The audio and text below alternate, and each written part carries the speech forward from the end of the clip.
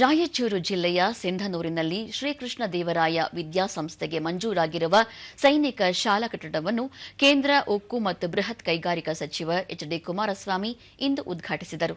ಈ ವೇಳೆ ಕೇಂದ್ರ ರಕ್ಷಣಾ ಖಾತೆ ರಾಜ್ಯ ಸಚಿವ ಸಂಜಯ್ ಸೇಠ್, ಆಂಧ್ರಪ್ರದೇಶದ ಸಚಿವ ನಾರಾ ಲೋಕೇಶ್, ಸಂಸದ ಕುಮಾರ್ ನಾಯಕ್ ಸೇರಿದಂತೆ ಹಲವರು ಉಪಸ್ಥಿತರಿದ್ದರು.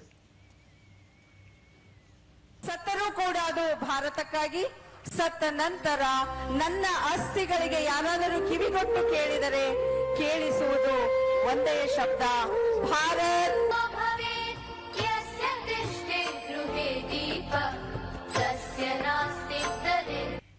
ಬಳಿಕ ಎಚ್.ಡಿ. ಕುಮಾರಸ್ವಾಮಿ, ಪ್ರಧಾನಿ ನರೇಂದ್ರ ಮೋದಿ ನೇತೃತ್ವದಲ್ಲಿ ರಕ್ಷಣಾ ಕ್ಷೇತ್ರದಲ್ಲಿ ಭಾರತ ಸರಿಸಾಟಿಯಿಲ್ಲದೆ ಮುನ್ನಡೆಯುತ್ತಿದೆ.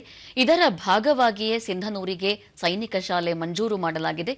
ಈ ಹಿನ್ನೆಲೆಯಲ್ಲಿ ರಕ್ಷಣಾ ಸಚಿವರಾದ ರಾಜನಾಥ್ ಸಿಂಗ್, ರಾಜ್ಯ ಖಾತೆ ಸಚಿವ ಸಂಜಯ್ ಸೇಠ್ ಅವರಿಗೆ ಧನ್ಯವಾದ ತಿಳಿಸುವುದಾಗಿ ಹೇಳಿದ್ದಾರೆ. ಅಭಿವೃದ್ಧಿಯ ವಿಷಯದಲ್ಲಿ ರಾಜಕೀಯ ಮಾಡುವುದು ಸರಿಯಲ್ಲ. ರಾಜ್ಯದ ಅಭಿವೃದ್ಧಿಯ ವಿಷಯದಲ್ಲಿ ತಾವು ಸದಾ ಜೊತೆಯಾಗಿ ನಿಲ್ಲುವುದಾಗಿ ತಿಳಿಸಿದ ಅವರು, ರಾಯಚೂರು ಸೇರಿದಂತೆ ರಾಜ್ಯದ ವಿವಿಧ ಭಾಗಗಳಲ್ಲಿ ಅಭಿವೃದ್ಧಿ ಕೆಲಸ ಕಾರ್ಯಗಳು ನಡೆಯಬೇಕಿದೆ. ಈ ಹಿನ್ನೆಲೆಯಲ್ಲಿ ಎಲ್ಲರೂ ಒಟ್ಟಾಗಿ ಮುನ್ನಡೆಯುವ ಅಗತ್ಯವಿದೆ ಎಂದರು.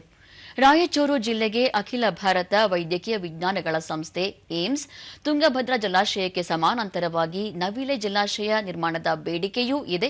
ಈ ಬೇಡಿಕೆಗಳು ಈಡೇರಬೇಕಾದರೆ ಎಲ್ಲರೂ ಒಟ್ಟಾಗಿ ಕೆಲಸ ಮಾಡುವ ಅಗತ್ಯವಿದೆ.